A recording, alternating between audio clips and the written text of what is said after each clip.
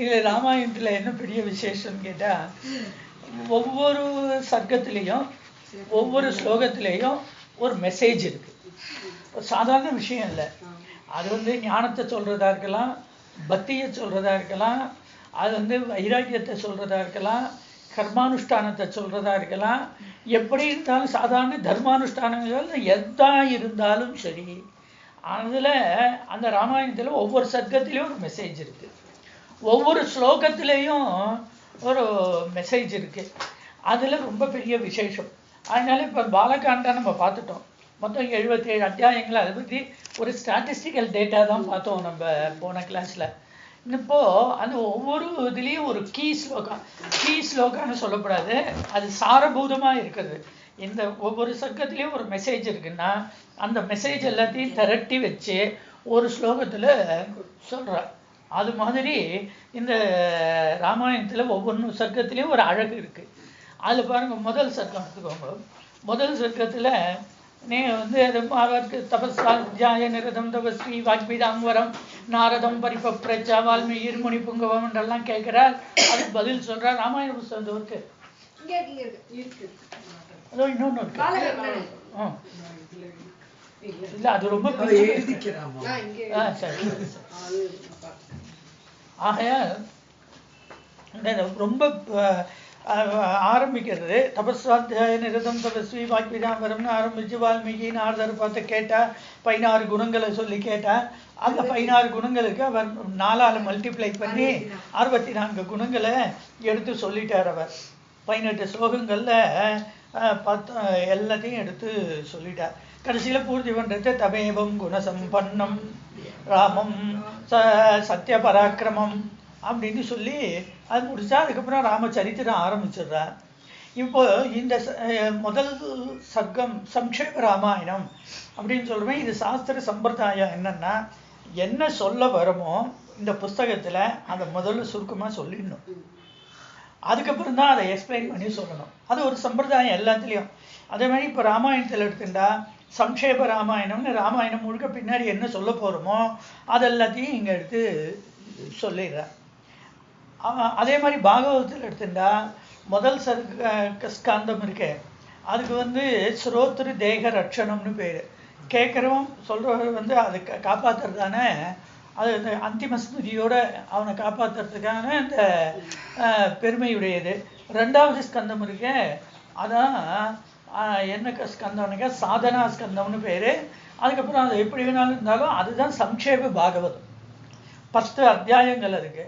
பின்னாடி 3லேருந்து ஆரம்பிச்சு 12 ஸ்கந்தங்கள்ல 10 ஸ்கந்தங்கள்ல சொல்லக்கூடியதான விஷயத்தை 10 அத்தியாயத்துல அங்கே சொல்லிட்டார். அதோட எக்ஸ்பென்ஷன் தான் மீதி 3வது ஸ்கந்தத்துலேருந்து. இது ஒரு சம்பிரதாயம். அது மாதிரி இங்க என்ன சொல்லிட்டார், முதல்ல இன்ட்ரோடக்ஷன் அவர் கேட்டது, அதுக்கப்புறம் இவர் சொன்னது 18 ஸ்லோகங்கள்ல முடிஞ்சு போயிடுது. அதுக்கப்புறம் ராமச்சரித்திரம் நான் என்ன சொல்ல போறேன்னு தெரியுமா போ அப்படின்னு ஆரம்பிச்சு சொல்லிட்டார். சொல்லி இந்த ராமச்சரித்திரத்தை சொல்லி அதுக்கு பலஸ்ருதியும் சொல்லி முடிச்சுடுறார் முதல் சர்க்கத்திலேயே சம்ஷேப ராமாயணத்துல. இதுக்கு என்ன சாரபூதமா இருக்கிற ஸ்லோகம்னாக்க 85வது ஸ்லோகம் பாருங்க. விபீஷனுக்கு பட்டாபிஷேகம் ஆகி ராவணவதம் ஆகி அப்புறம் அங்கேருந்து அவன் நமஸ்காரம் பண்ணி பண்ற போது அவனை பார்க்கிறார். அபிஷிச்ய சலங்காயம் ராட்சசேந்திரம் விபீஷணம் கிருதகிருத்யஸ்ததா ராமோ விஜ்வர பிரமுமோதா. ரொம்ப பிரசித்தமான ஸ்லோகம் கூட இது. இதுதான் இப்போ ராமாயணமே சரணாகதி சாஸ்திரம். ராமாயணமே சரணாகதி சாஸ்திரம்னு சொல்றோம். அந்த சரணாகதி பண்ணவனுக்கு இங்க பகவான் அனுகிரகம் பண்றார். எப்படி அனுகிரகம் பண்றாருங்கிறத இங்க எடுத்து சொல்றார். இந்த ராமாயணம் முழுக்கவே இங்க முதல்ல சர்க்கத்துல சொல்லிட்டதுனால அதோட சாரத்தை இங்க சொல்லிட்டார். இதான் ராமாயணமே. இதான் ராமாயண சாரம் என்ன, என்னை நம்பி ஒரு காலே சரணம் என்று அடைவார்க்கும் என்று சுவாமி தேசிகன் சொன்ன மாதிரி அவனை சரணம்னு சகிருதேவ பிரபன்னாயன்னு பின்னாடி சொல்ல போறார். அதுபோல என்னை சரணம்னு விழுந்து விட்டால் அவனை காப்பாற்றுவது என்னோட கடமை என்று சொல்றார். இதுல 2வது சரணாகதின்னு வந்துடுத்துன்னா ஒரு தடவை தான். 2வது தடவை சரணாகதிங்கிறது கிடையவே கிடையாது. அமிர்தம் சாப்பிடணும்னா நம்ம ஊர் டாக்டர் மருந்து தான் பல தடவை சாப்பிடணும். அமிர்தம் ஒரு தடவை சாப்பிட்டா போகிறோம், அது வந்து திரும்ப டெஸ்ட் பண்ணிலாம் பார்க்க வேண்டிய அவசியம் இல்லை. அதுபோல் இந்த சரணாகதிங்கிற உபாயம் இருக்கேன், அதை கடைப்பிடிச்சவன் விபீஷணன். அவனுக்கு என்ன பலன் கிடைச்சது? அங்கேயே ரிஹர்சல் பார்த்துட்டார். இப்போ இங்கே இவனுக்கு பட்டாபிஷேகம் பண்ணியாச்சு. அதை பார்த்துட்டு வந்து நமஸ்காரம் பண்ணுறான் விபீஷணன். அதை பார்த்து சந்தோஷப்பட்டாராம். அபிஷிச்ச லங்காயம் ராட்சசேந்திரம் விபீஷணம். அந்த ராட்சசேந்திரனாக ராட்சசர்களுக்கெல்லாம் அதிபதியாக விபீஷணன் முடிசூட்டி கொண்ட அளவில் அவன் வந்து நமஸ்காரம் பண்ண போது அதை பார்த்து 3 பெருமை சொல்கிறார். என்னன்னா கிருத கிருத்தியா ததா ராமோ விஜ்வர பிரமுமோதா. ராமன் என்னன்னா ததா அப்பொழுது அவன் வந்து நமஸ்காரம் பண்ணி ஆசீர்வாதத்தை வாங்கிக்கிறதுக்கு வந்த காலத்தில் கிருதகிருத்தியன்னா செய்ய வேண்டிய இதை செய்து முடித்தவன் அர்த்தம். அப்பாடான்னு ஆச்சான் ராவனுக்கு. இப்போதான் செஞ்சு முடிச்ச மாதிரி ஆச்சான். இப்போ ராவண வதத்தில் அப்படி சொல்லலை, சீதையை பார்க்கிற போது அப்படி சொல்லலை. விபீஷணனுக்கு இங்கே பட்டாபிஷேகம் பண்ணி வச்சாரு. அதில் அவர் வந்து கிருதகிருத்தியா தான் வந்து செய்ய வேண்டியதை செய்து முடித்தோம். ஏன்னா அவர் அங்கே ரிஹர்சல் பண்ணியாச்சுன்னாலும் கூட இங்கே அதுக்காக அதை பூர்த்தி பண்ணாமல் இருக்க போகிறதில்ல. இருந்தாலும் இவருக்கு மனசுக்குள்ள ஒருவேளை அங்கே கேட்டான் அக்கறையிலேயே, நீங்கள் மட்டுக்கு எரிவா ராவண சுயம்னு ஒரு வார்த்தை சொல்லிட்டார். ராவணனே வந்தாலும் பரவாயில்ல, சுக்ரீவன் போய் அழிச்சுன்னு வந்துட்டார். அப்போ லக்ஷ்மணன் கேட்டான், நான் நீங்கள் மட்டும் ஏதானும் வாக்கு கொடுத்துட்டேன்னாக்க ராவணனும் சரணாகதி பண்ணிட்டான்னு வச்சுக்கோங்க, அப்போ என்ன பண்ணுறது அப்படின்னா, பரவாயில்ல இவர் நம்ம 14 வருஷமாக காட்டிலேயே இருந்து பழக்கமாயிடுது, நம்ம விட இன்னும் ரொம்ப அந்த தப்போ வாழ்க்கையில் தபஸ்சரியில் அனுஷ்டானத்தில் இருக்கிறவன் பரதன். அவனை கூப்பிட்டு இந்த மாதிரி விபீஷனுக்கு லங்காராஜ்யம் கொடுக்குறேன்னு சொல்லிட்டேன், இப்போ ராவணனும் விழுந்துட்டான், இந்த அயோத்தி டைட்டில் டீடு மாற்றி கோசல தேசத்தை ராவணனுக்கு கொடுத்துடுவோம்னாக்க கொடுத்துடுவான், பரதன் கொடுத்துடுவான். கொஞ்சம் கூட அவனுக்கு அதில் ஆசை கிடையாதாக்கும். அப்படி அவர் வந்து அந்த இடத்துல சொன்னார். அப்போது அது மாதிரி இவருக்கு உள்ளூர வேற ஒன்றும் இல்லை, நம்மால் முடியாதுங்கிற எண்ணம் இல்லை, ராமனுக்கு முடியும். ஆனால் ஒருவேளை ராவணன் அக்கறையில் வரல, அதுக்கப்புறம் பாலம் கட்டியாச்சு, இக்கரைக்கும் வந்தாச்சு, இங்கே வந்து ஒருவேளை மனசு திருந்தி வந்துட்டான், ஆனால் அதுக்காக அவர் வந்து யோசனை பண்ணுறார். அது அந்த கவலை இருந்துதான், இப்போ அந்த கவலை இல்லை. கிருத்தியா அப்பாடா செய்ய வேண்டியதை செய்து முடிச்சோமே. ததா அப்பொழுது ராமன். அப்புறம் என்னாச்சு அப்படின்னா விஜ்வரா, ஜுரம்னாக்க கவலை, ஜுரம்னா மனசில் இருக்கிற ஒரு கவலைன்னு வச்சோம். அது மாதிரி மனசில் இருக்கிறதான தாபம் அது வந்து இப்போதான் தீர்ந்துதான் அவனுக்கு. இந்த விபீஷனுக்கு சொல்லியாச்சு அவனை பட்டாபிஷேக கோலத்தில் பார்க்கணும்னு ஆசை, அதுதான். அதனால இந்த விபீஷனுக்கு பட்டாபிஷேகம் பண்ணி வச்சதுல மனசுல இருந்த கவலை, மனசுல இருந்த தாபம் எல்லாம் அவருக்கு போச்சான். பிரமுமோதா, மோதம் முமோதம் பிரமுமோதம் அப்படிங்கிறார். பரம சந்தோஷத்தை அடைஞ்சார்னா எதுல ராவண வதத்துல சந்தோஷம் அடைஞ்சான்னு வால்மீகி சொல்லலை, சீதையை பார்க்க போறோங்கிறதுல சந்தோஷத்தை அடைஞ்சார்னு சொல்லலை, கொடுத்த வாக்கை காப்பாற்றினோமே அப்படிங்கிறதுல அவருக்கு சந்தோஷம். இந்த விபீஷண பட்டாபிஷேகத்தில் பூர்த்தியாகுது. இது எங்கே ஆரம்பிக்கிறது? ஆரண்ய காண்டத்தில் வனவாச உள்ளே பிரவேசிக்கிற போது மகரிஷிகள்லாம் அசுரர்கள் எல்லாம் நீ இப்படியெல்லாம் ரொம்ப தொந்தரவு பண்ணுறா, அதனால நீ வந்து காப்பாற்றணும், கர்ப்பபூதாக, நான் கர்ப்பத்துக்குள்ளே இருக்கிற சிசுவை எப்படி அம்மா காப்பாற்றுகின்றாலோ அதுபோல யாக்கும் நாங்கள் உனக்கு கர்ப்பபூதமாக இருக்கிறவா எங்களை காப்பாற்றணும் தாய்மாரின்னு பிரார்த்தனை பண்ணிண்டா. அப்போது காப்பாற்றுறேன்னு ராட்சசர்களை வதம் பண்ணுறேன், உங்களை காப்பாற்றுறேன்னு பிரதிஜை பண்ணினான். அதுக்கு சீதை கூட அப்புறம் கேட்டா, இதெல்லாம் தேவையா, நம்ம மாட்டுக்கு வந்தோமா 14 வருஷத்தை நல்லபடியாக முடிச்சுட்டு ஊருக்கு திரும்பி போவோமா, எதுக்கு வலியை போய் வம்ப விலைக்கு வாங்குறேன் அப்படின்னு எல்லாம் சொன்னான். அப்போது சுவாமி சொல்லிட்டார், இல்லை நான் வந்து அப்பியகம் ஜீவிதம் ஜக்கியாம் துவாம் வா சீதை ச லக்ஷ்மணாம், நான் வந்து இது பாரு, நான் உயிரோடு இருந்தாலும் சரி, நீ ஒன்றை விட்டாலும் விடுவேன், லக்ஷ்மணனை விட்டாலும் விடுவேன், என் உயிரையே விட்டாலும் விடுவேன், ராமநாளுக்கு கொடுத்த வாக்கை நான் மீற மாட்டேன் அப்படின்னா. இப்போ தான் பூர்த்தி, அதோட ஆரம்பம் அங்கே தான் அங்குரார்ப்பணம். இங்கே புறப்பாடெல்லாம் சுவாமி திரும்ப பிரம்மோத்சவம் முடிஞ்சு திரும்ப கோயிலுக்குள்ளே வராரு பாருங்க, அது மாதிரி இப்போது இவருக்கு எல்லாம் பூர்த்தி ஆச்சு, அவபிரத ஸ்நானம் மாதிரி ஆச்சான். ஆகையினாலே இவருக்கு அதுல ஒரு சந்தோஷம் மகிழ்ச்சி. அதைத்தான் சொல்றார் அது சாதாரண மோதம் இல்ல, முமோதம் பிரமுமோதம், அவ்வளவு பெருமை மகிழ்ச்சி அடைஞ்சார் என்று சொல்றார். அப்படி இந்த சரணாகதி தத்துவத்தை சரணாகதி அடைந்தவனை ரட்சிக்கிறதுங்கிறதான அந்த பெருமையை காண்பிப்பதனாலே அதற்கு இது இந்த முதல் சர்க்கத்துக்கு சாரபூதமான இருக்கிற ஸ்லோகம். அபிஷிச்சிய சலங்காயாம் ராட்சசேந்திரம் விபீஷணம் கிருதகர்த்தியஸ்ததா ராமோ விஜ்வர பிரமுமோதா. நாரதர் உபதேசம் பண்ணிட்டு கிளம்பி போயாச்சு. அந்த நாரத வாக்கியத்தை கேட்டதுலேருந்து ராமாயணத்தை கேட்டதுலேருந்து அப்படியே ஒரு பாவ சமாதியிலேயே ஆழ்ந்துட்டார். அப்படி இருக்கிற போது மாத்தியானிக காலம் வந்துடுத்து. பரத்வாஜனே வா கங்காயாஸ்து அவிதூரதா, கங்கையிலேருந்து ரொம்ப தூரத்தில் இல்லாமல் பக்கத்திலேயே இருக்கிறதான தமசா நதிக்கு ஸ்நானத்துக்கு போகிறார். போனவர் ஏதோ ஒரு சும்மா அது இன்னும் அவர் தன் நிலையில இல்லை. இந்த ராமச்சரித்திரன் கேட்டதுலேருந்து அப்படி ஒரு நிலையில இருக்க பாவ சமாதின்னு பேர் இருக்கு. பாவசமாதி ராமகிருஷ்ணரை பற்றி சொல்றோம் இல்லையா, வால்மீகி. அப்போ அவன் வந்து மர உரி கொடுக்குறான், தீர்த்த பாத்திரத்தை வைங்கிறான், மர உரி வாங்கி கட்டிக்கிறான். கட்டின்னு ஸ்தானத்துக்கு இறங்கப்படாதோ என்னமோ இப்படி கரையில உலாவினான். உலாவுற போது ஒரு மரம், அந்த மரத்துல 2 கிரௌஞ்ச பட்சிகள். அந்த கிரௌஞ்ச பட்சிகள் 2 சந்தோஷமா இருக்கிற போது ஒரு அந்தண்ட பக்கத்துலேருந்து அந்த வேடன் அதுல ஆண் பட்சியை அடிச்சுடுறான். அது கீழே விழுந்துடுறது. இந்த பெண் பட்சியானது அதை கண்டு துடிச்சு அலறது. இவர் வந்து அகிம்சா பிரதிஷ்டாயாம் தத் சந்நிதோ வைரத்யாகான்னு யோக சூத்திரம். அகிம்சையில வந்து யோக சாஸ்திரம் வந்து ஹிம்சையும் அகிம்சையும் 81 விதம் சொல்றது.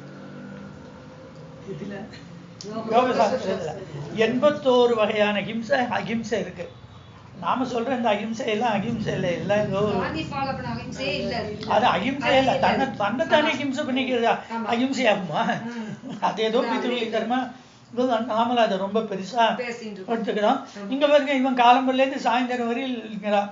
இந்த ரம்ஜான் நோன்பு மாதிரி காலம்பர்லேருந்து சாயந்தரம் வரையில் உண்ணாவிரதம் அப்படின்னு சொல்லி ஏதோ பண்ணிட்டு இருக்கான்.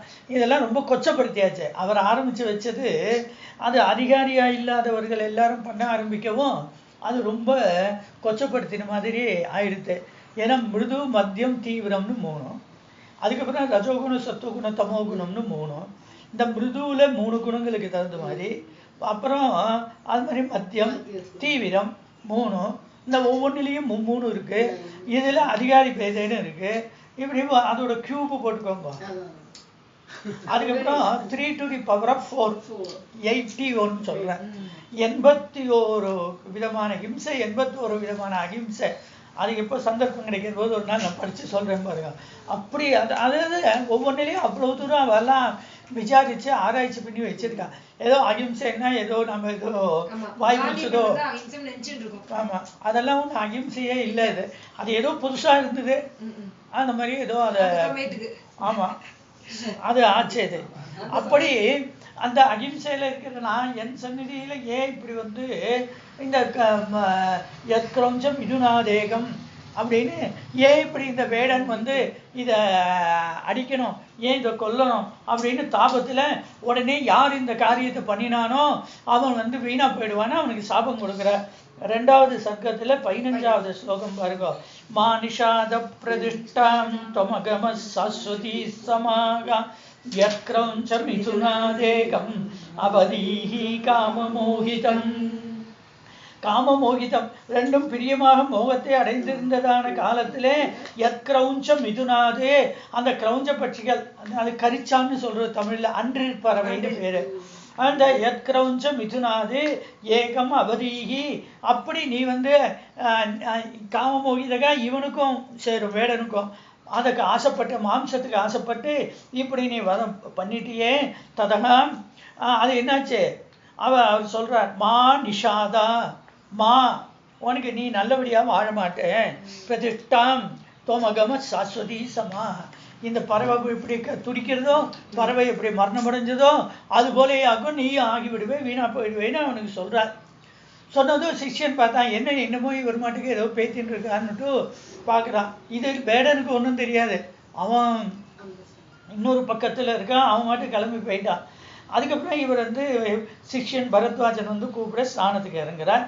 ஸ்நானம்லாம் முடிச்சுன்னு இருந்தா நான் ஏன் சபிச்சேன், நான் ஏன் சபிச்சேன், நான் ஏன் கோபப்பட்டேன், நான் ஏன் தாபப்பட்டேன் அப்படின்னு இவங்க எல்லாமே சோகமோகங்களில் தான் ஆரம்பிக்கிறது. எல்லா கிரந்தங்களுமே சோகமோகத்தில் தான் ஆரம்பிக்கிறது. உடனே வருத்தப்பட்டுன்னு வரார் அப்படின்னு வந்து உட்காந்துக்கிறார். வந்து உட்காந்துட்டு அனுஷ்டானம் முடிச்சுட்டு அப்போது பிரம்மா வரார் அப்படின்னுட்டு சொல்கிறார். பிரம்மா வந்து அனுகிரகம் பண்ணுறார். ஏன் ரொம்ப சோகமாக இருக்கேன்னு கேட்டார். இல்லை இந்த மாதிரி மனசில் தாபம் இருந்ததுன்னா. என்ன தாபம்? என்னவோ நான் சபிச்சுட்டேன் அப்படின்னா. என்ன சபிச்சேன்னா சிக்ஷனே சொல்லிட்டான். அவன் ஏகசந்தாக்கிரக மனசில் வாங்கினுட்டான். மானிஷாத பிரதிஷ்டான் தொமகம சாஸ்வதி சமா யத்கிரஞ்ச மிதுனாதேகம் அவதீஹி காமமோகிதம் என்று இந்த பட்சியை சபிச்சதை சொன்னார். அதுனே பிரம்மா சொன்னார், இது சாபவச்சனம் இல்லை, இது ரொம்ப உயர்ந்ததான அனுகிரக மங்கள வச்சனம். அதனால இதையே நாந்தி ஸ்லோகமாக வச்சுட்டு நீ ராமாயணத்தை எந்த நாரதர் உனக்கு சொன்னாரோ அந்த ராமாயணத்தை முழுமையாக பண்ணு. இதான் அதுக்கு நாந்தி ஸ்லோகம். நம்ம கல்யாணம் இதானுனாக்க சீமந்தம்னா நாந்தி ஸ்ராத்தம் பண்றோமோ, நாந்தினா மங்களம்னு அர்த்தம். இந்த சாப வச்சனமே மங்கள ஸ்லோகமாக ஆச்சு. இதுக்கு இந்த 6 காண்டத்து அர்த்தமும் இதுல இருக்கு அப்படிங்கிறதுக்காக சொல்றோம். மான்னா மகாலட்சுமி, மகாலட்சுமி நித்தியவாசம் பண்ணுகின்றவர் எங்க ஸ்ரீனிவாசன் அப்படின்னு சொல்றோம். அப்படி பிரதிஷ்டை அப்படின்னு வரிசையா இதுக்கு வந்து நிறைய வியாக்கியானங்கள் எல்லாம் சொல்லப்படுறது. அப்படி இந்த 2வது சர்க்கத்தில் பார்த்தீங்கன்னா இது எல்லாம் அப்புறம் பிரம்மாவே அனுகிரகம் பண்றார். இந்த மாதிரி வருத்தப்படாது அது ஏன்னா சோகத்திலேருந்து வந்ததோனோ ஆகையினாலே சோச்சன்னேவ இது வந்ததுனாலே இது வந்து ஸ்லோகையேவ துவயா பக்தா. இது வந்து ஒன்று அறியாமல் வந்த இந்த ஸ்லோகமானது நல்ல இலக்கணத்தோடு கூடி இருக்கு. அதனால இதையே நாந்தி ஸ்லோகமாக வச்சு ஆரம்பி. இது வந்து பாரு நீ நினைச்சு வரல. மச்சந்தா தேவ தே பிரம்மன்னு பிரவிருத்தேயம் சரஸ்வதி என்று பின்னாடி 31வது ஸ்லோகத்துல சொல்ல போறார். அதனால நீ என்ன பண்ணணும், இதையே நாந்தி ஸ்லோகமாக வைத்துக்கொண்டு ராமஸ்ய சரிதம் கிருஷ்ணம் குரு தொம் ரிஷி சத்தமா. அதனால நீ இந்த ராமச்சரித்திரத்தை முழுமையாக செய் என்று சொல்லிட்டார். சொன்னதோடு இல்லை, இவர் என் அனுக்கிரகத்தினாலே என் ஆக்கியின் பேர்ல உன் வாக்கில் வந்து இருக்குது இந்த ஸ்லோகம். இதை நாந்தியா வச்சுட்டு நீ உன்னை ராமாயணம் எழுதுன்னு இருக்க. உனக்கு ராமாயணம் நான் எப்படி எழுதுவேன், எனக்கு அந்த கதையெல்லாம் தெரியாதேன்னா சுருக்கமாக நாரதர் சொல்லியிருக்காரோன்னு கண்ணை மூடிக்கோ உனக்கு தானே வரும் அப்படின்னா. இல்லை நான் மாட்டுக்கு ஏதானு சொல்லக்கூடாதுன்னா சொல்லவே முடியாது. நதே வாக்கு 35 பாருங்க. நதே வாக்கு அன்றுதா காமிக்கே காட்சிதத்திர பவிஷ்யது. உன்னோட வாக்குல பொய்யுங்கிறது வரவே வராது. ஆக ராமாயணத்துல கற்பனையே கிடையாது. அதுதான் பெரிய விசேஷம். கற்பனைன்னு வந்தா எப்படியும் பொய் சொல்லணும், பொய்யா சொல்ற மாதிரி இருக்கும் இல்லையா.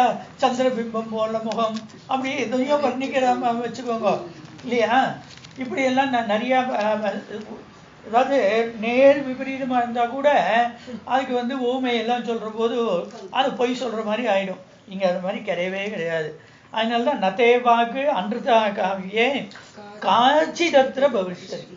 உன்னோட வாக்குல கொஞ்சம் கூட பொய் வரப்போறது இல்லை. குரு ராமகதாம் புண்ணியாம் ஸ்லோகபத்தாம் மனோரமாம். அதனால இந்த ராமகதாம் புண்ணியாம் ராமகதா பொய் இல்லைங்கிறதுனாலே அது புண்ணியம். சத்தியம்தான். இங்க எல்லாரும் சத்தியத்துக்காகவே வாழறவா, சத்தியத்துக்காகவே உயிரை விடுறவா. இதுதான் ராமாயணம் முழுக்க. அதனால இங்க பொய்க்கு என்ன இருக்கு, பொய்க்கு வேறே கிடையாது. சத்தியத்துக்காகன்னே தசரதர் உயிரை விட்டார், சத்தியத்துக்காகன்னு ராமன் காட்டுக்கு போனான், சத்தியத்துக்காகன்னு பரதன் நாட்டுக்குள்ள வரமாட்டேன்னு பாதுகையை வச்சு பூஜை பண்ணி கொண்டிருந்தான், சத்தியத்தை காப்பாற்றுறதுக்காக அசுரர்களை போய் வலிய வம்புக்கு இழுத்து வதம் பண்ணினான் ராமன். அதனால எல்லாமே சத்தியத்துக்கு கட்டுப்பட்டு இருக்குங்கிறதே காண்பிக்கிறதுக்கு தான். அதனால அந்த சத்திய சரித்திரம் இது. இந்த சத்திய சரித்திரத்தை சொல்ற போது அதில் எப்படி பொய் கலக்க முடியும், கலக்கவே கலக்காது. ரெண்டாவது அப்புறமா அனுக்கணும்ட்டா இல்லை எனக்கு சரித்திரம் எல்லாம் முழுமையாக எனக்கு தெரியணுமே அப்படின்னா அதுவும் உனக்கு முழுமையாகவே ராமஸ்ய சரித்தம் நீ எழுதுற போது உனக்கு ரகசியஞ்ச பிரகாசஞ்ச யத் விருத்தஞ்ச தீமதா. உனக்கு ரகசியமானதும் பிரகாசமானது, அதாவது ரகசியம்னா அவன் மனசுல நினைக்கிற நினைப்புகள், அந்த எண்ணங்களை முதற்கொண்டு உனக்கு தெரியும்படியா நான் பண்றேன். நீ அந்த எண்ணங்களையும் சொல்ல முடியும். அவள் அந்த பாத்திரங்கள் மனசில் என்னென்னலாம் ஓடுறது. இது மற்ற எல்லா காண்டத்தை காட்டிலும் சுந்தர காண்டத்தில் ஆஞ்சநேயர் உட்கார்ந்து பாவம் தனியாக மாட்டிவிட்டார் அவர். அதனால அவர் மனசுக்குள்ளே இப்படியே ஒவ்வொன்றா பேசுறது எல்லாத்தையும் ரொம்ப அழகாக காமிக்கிறார் சுந்தர காண்டம் முழுக்க. அவர் மனசில் நினைக்கிற நினைப்புகள், சீதையோட மனசில் ஓடுற எண்ணங்கள் எல்லாம் வால்மீகி அப்படியே நமக்கு வந்து பிக்சரஸ்க்கு அப்படியே படம் பிடிச்சு காமிச்சு நமக்கு ரொம்ப அழகாக கொடுக்குறார். அது அப்படிப்பட்டதானே இந்த ராமாயணம். அதனால இது நீ ராமாயணத்தை பண்ணுன்னு சொல்லி அனுகிரகம் பண்ணிட்டார். இவர் ரகுவர சரிதம் அதை வந்து இவர் சொல்ல ஆரம்பித்தார். இப்போது அடுத்த 3வது சர்க்கம் இருக்கே, அந்த ராமகதையே ஒரு தடவை சுருக்கமாக முன்னாடி நாரத வாக்கியமாக கேட்டார். இப்போ இவரே மனசுக்குள்ளே இருந்துட்டு இந்த ராமச்சரித்திரத்தை வால்மீகி நாரதர் சொன்னார். அது அப்படியே ஒரு ஆவர்த்தி இவரோட லாங்குவேஜில். முன்னாடி நாரதர் சொன்னது அவரோட லாங்குவேஜ், பாஷை சம்ஸ்கிருதம் தான், ஆனால் அவரோட வாக்குலேருந்து வந்தது. இது வால்மீகி தன் வாக்குலேருந்து 3வது சர்க்கத்தில். அதனால இதுக்கு காவியத்தை அப்படியே சுருக்கமாக எழுத போகிற காவியத்தை சொன்னால் அதில் 2வது ஸ்லோகம் பாருங்க எப்படி பண்ணுறாருன்னா, ராமாயணம் அவ்வளோ உயர்ந்த கிரந்தமாக இருக்கிறதுனால ஆச்சாரமாக பண்ணணும். ராமாயணம் பாராயணம் பண்ணுற போது கூட ராமாயணத்தை வந்து சாயந்தரம் சாதாரணமாக இப்போது பாகவதத்துக்கு கூட பார்த்தீங்கன்னா சாயம் பிராத்தர் கிருணன் பக்தியானு பாகவதத்திலே வருது.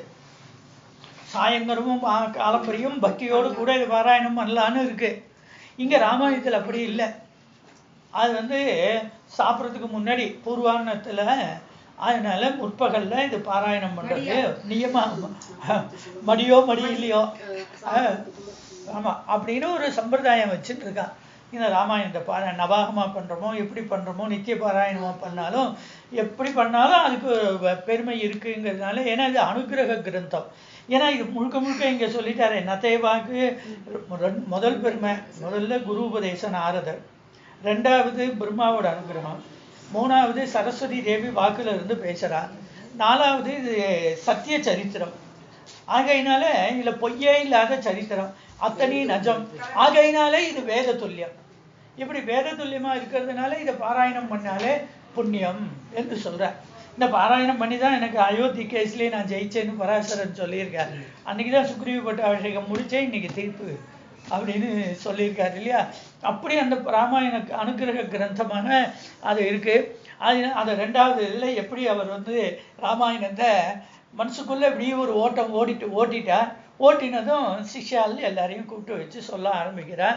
2வது ஸ்லோகம் பாருங்க, 3வது சர்க்கத்தில். உபஸ்பிருஷ்ய உதகம் சம்யக் முனிகி ஸ்தித்வா கிருதாஞ்சலிகி பிராச்சீனாக்ரேஷு தர்பேஷு தர்மேண அவேட்சதே கதிம். சாரத்தை அப்படியே சொல்லிட்டார். உபஸ்பிருஷ்ய உதகம் சம்யக், அவர் என்ன உபஸ்பிருஷ்ய உதகம்னா தீர்த்தம், ஆச்சமனம் பண்ணான்னு அர்த்தம். கையால் அலுமிண்டு மரியா வந்து உட்காந்து ஆச்சமனம் பண்ணினார். ஆச்சமனம் பண்ணிட்டு முனிகி, இந்த இடத்துல முனிகின்னு போட்டிருக்கார். முனிகினா என்ன, மனநசீலா. அந்த ராமச்சரித்திரத்திலேயே அதே மைண்டு ஓடிட்டே இருக்கு. அப்படியே அந்த சரித்திரம் ஓடிட்டு இருக்கா. அதனால அந்த மனநத்திலேயே இருக்கிற அவர் சம்யக்கு ஸ்தித்வாம். அதாவது சம்யக்குன்னு இருக்கேன். இந்த சம்யக்குங்கிறத நீங்கள் எதில் வேணாலும் சேர்த்துக்கலாம். சம்யக்கு உபஸ்பிருஷ்யான்னா ஆச்சமனம் பண்ணுறதே ஒரு முறைப்படி பண்ணணுமோனோ, உட்காந்துக்கிறதே முறைப்படி பண்ணணுமோனோ, எல்லாத்துக்கும் ஒரு முறை இருக்கு இல்லையா, அதெல்லாம் சொல்கிறார். ஸ்தித்வா விசாரம் பண்ணி மனசை கொண்டு நிறுத்திட்டார். மனசை கொண்டு ராமன்கிட்டே நிறுத்தியாச்சு. ஏன்னா ராமனிடத்துல நிறுத்தி தான் ராமாயணத்தை சொல்லணும். இல்லைனாக்கா அது வெறும் ஆண்டவுடன் கல்கி குமுதம் படிக்கிற மாதிரி ஆயிடும் இல்லையா.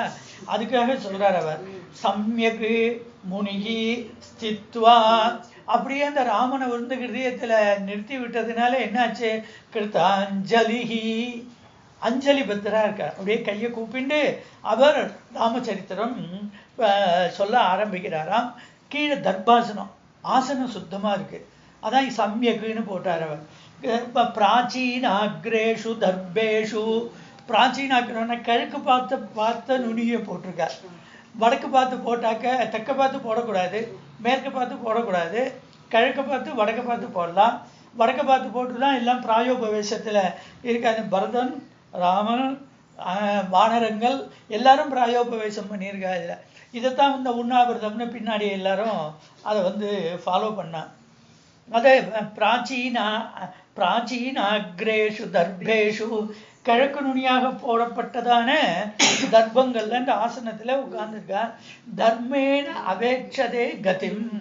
இப்ப இந்த ராமாயணத்தினுடைய கதியா ராமரோட கதியா நம்மோட கதியா அது சொல்றாரு அவர். கதினா அவேட்சதே கதி, பார்க்கிறார், பார்த்தான்னு தான் சொல்றார். இது யார் வாக்கு? இது வால்மீகி வாக்கா? வால்மீகி இப்படி உட்கார்ந்தான்னு அவர் தன்னைத்தானே சொல்லிக்கிறாரா?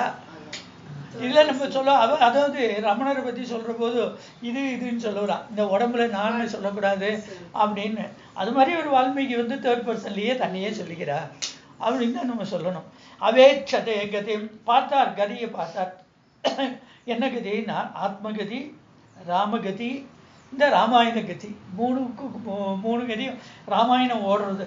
இது எவ்வளவு ஓடுறதோ ஓடுற வழி ஓடட்டும் அப்படின்னு பாக்குறாரா. ஓடிருக்காரு, சமாதியிலேயே உட்காந்துன்னு தான் சொல்லியிருக்கார். அதை குழந்தைகளுக்கு சொல்லிட்டார். அவ 32 நாள் அந்த கானம் பண்ணினான் ராமனோட சன்னதியில என்று சொல்லப்படுறது இல்லையா. அதுல பிராச்சீனாகிரேஷு தர்பேஷு தர்மேன அபேட்சதே கதிம். அதனால எப்படி பார்க்கிறாருன்னா தர்மேனா அப்படிங்கிறார். நீங்க இந்த தர்மேனங்கிறதுக்கு என்ன அர்த்தங்கள் வேணாலும் நிறைய அர்த்தங்கள் நம்ம சொல்லிக்கலாம். அதனால தர்மத்துல நிலை பெற்றவராக இருந்து அந்த குரு என்ன உபதேசம் பண்ணாரோ, பிரம்மா என்ன அவருக்கு அனுகிரகம் பண்ணினாரோ அதுலேயே அப்படியே நிலை பெற்றவராக இருந்து அந்த தியான யோக தர்மத்துல இருந்து அப்படியே பார்க்கிறார். சமாதி பாஷான்னு பேர். அதனால்தான் இது ஒன்றும் புஸ்தகத்தை வச்சுட்டு பேப்பர் வச்சுட்டு அவர் லைட்டை போட்டுட்டு பேனா வச்சுட்டு எழுதலை. இது அப்படியே புங்கமாக வருது. அதை எல்லாரும் மனசுல வாங்கிட்டுடா. அப்படித்தான் லவகுச்சால் அதை மனசுல வாங்கிட்டாங்கிறார்.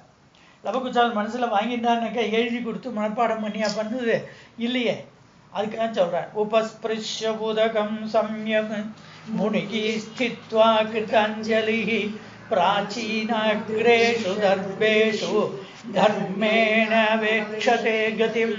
அதனால இந்த ராமாயணத்தை எப்படி பூர்த்தி பண்ண போறோம் ஆரம்பிச்சிடலாம். பூர்த்தி பண்ணுமேனு நீங்க ஆரம்பிச்சிருமே ஒரு விரதம் எடுக்கிற போதும் நம்ம அங்கெல்லாம் ரிஷி பஞ்சமி விரதம், உமாமகேஸ்வரி விரதம் எல்லாம் எடுக்கிறா பாருங்க.